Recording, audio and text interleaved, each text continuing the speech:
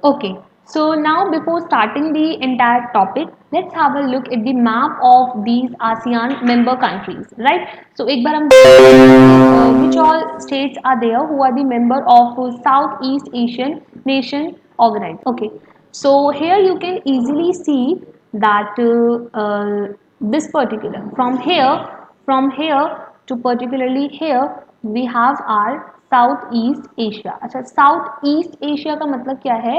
Let's say कि this is north, this is I am sorry, this is west, this is east, this is north and this is south. तो south east मतलब इस direction में जो होंगे आपके, ठीक है. तो देखो उसी डायरेक्शन में आपके सारे south east Asian countries, right. तो यहाँ पे आपका सबसे पहले Myanmar is a member, Myanmar. Then we have Laos, Thailand, Cambodia, ठीक है, Vietnam. So they all are a member of south east Asian countries, मतलब आसियान के मेंबर हैं, right. Then we have Brunei, we have Malaysia, this entire grey region is your Malaysia. Then this entire yellow region, ये पूरा जितना भी yellow है आपका island country, island country, ये पूरा का पूरा आपका क्या है? इंडोनेशिया. ये सब आपका इंडोनेशिया है, ठीक है. इसमें आप सिंगापुर देखेंगे तो ये सिंगापुर आपको छोटा सा यहाँ पे दिखेगा, सिंगापुर. एंड देन आपका Philippines, Philippines is also member of ASEAN. And then observer state है कुछ दो आपकी, पापुआ न्यू गिनिया और आपका तिमुर, ईस्ट तिमुर भी आपका क्या है? एक मेंबर है, ये रहा आपका तिमुर, ठीक है. So there are 10 member in the ASEAN, ठीक है. There are 10 member in ASEAN, ठीक है. और ये सब आपके मैप पर मैंने आपको दिखा दिया. I hope that was clear to you. Now let's start the topic. Okay, take a look at the political map. हम लोग अच्छे से मैप देख चुके हैं. तो ये सारी कंट्री जो भी आपकी साउथ ईस्टर्न रीजन में आती हैं, ये सारी आपकी क्या है? आसियान की मेंबर्स हैं, ठीक है.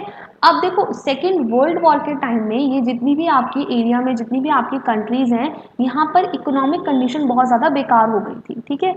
अब हम लोग देखो, पहले हम लोगों ने वेस्ट की बात करी थी, तो वेस्टर्न वर्ल्ड में ऑलरेडी इकोनॉमी बहुत ज़्यादा बेकार चल रही थी. और वेस्टर्न वर्ल्ड तो टेक्नोलॉजिकली काफ़ी एडवांस था. तो सोचो ईस्टर्न वर्ल्ड का क्या हाल होगा.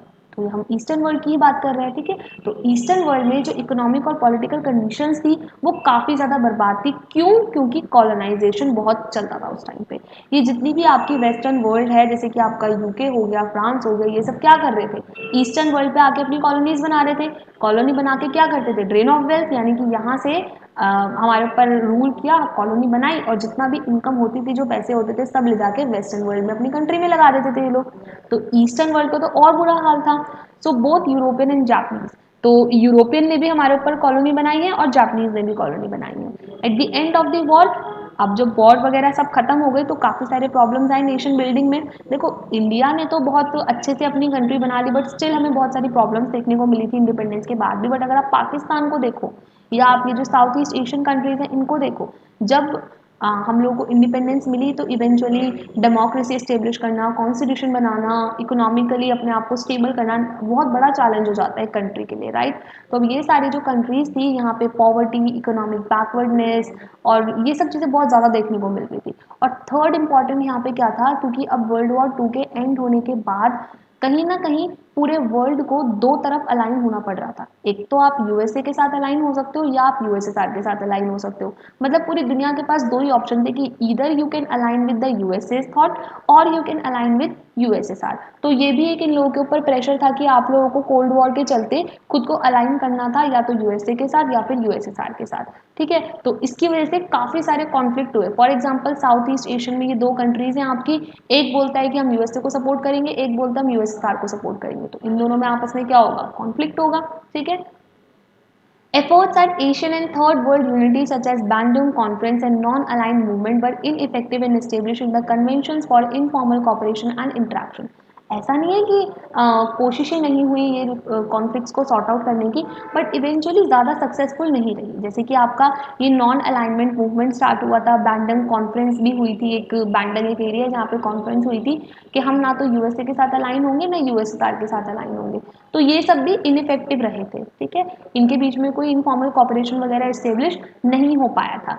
Hence, the Southeast Asian alternative by establishing the Association of Southeast Asian Nations. तो अब जब सारी चीज़ें हमारी फेल हो गई, हम लोगों ने जब इनफॉर्मली कॉपरेट करने की कोशिश की बट हम उसमें इवेंचुअली फेल हो गए, तो हम लोगों ने क्या करा फिर? एक ऑर्गेनाइजेशन बनाया, एक फॉर्मल ग्रुपिंग बनाई जिसके अंदर आपके 10 मेंबर्स थे। ठीक है, मैंने आपको मैप पर दिखा दिए कौन कौन से मेंबर्स थे। तो इसका नाम क्या रखा, association of south east Asian Nations, association of south east Asian Nations. ठीक है, आसियान।